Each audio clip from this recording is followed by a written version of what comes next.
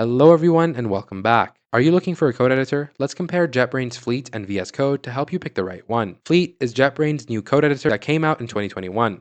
It's made by the same people who built IntelliJ and PyCharm.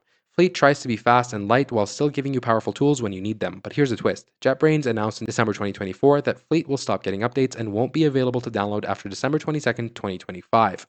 VS Code is Microsoft's free code editor that's been around since 2015.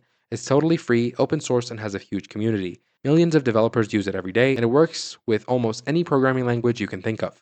Here's what makes them different though. VS Code is completely free forever. Fleet has a free version for hobby projects, but you need to pay for commercial work. VS Code has thousands of extensions you can add. Fleet has way fewer options and can never really be built up as a big extension library. Fleet starts up faster than VS Code and uses a smart mode that turns on extra features when you need them. VS Code loads all of its features at once, which can slow things down if you have a lot of extensions. Fleet looks cleaner and simpler. VS Code has more buttons and menus, but that also means everything is easier to find once you learn where it is. Both editors handle big projects well. Fleet was designed to use less memory, but in real tests, it's sometimes used more than VS Code. VS Code can slow down with too many extensions running, but you can control what you install. Stick with VS Code if you want something free, reliable, and backed by a massive community. It's perfect for beginners, web developers, and anyone who likes customizing their setup. Fleet might have been good if you already use other JetBrains tools, but since it's being discontinued, there's no reason to start using it now.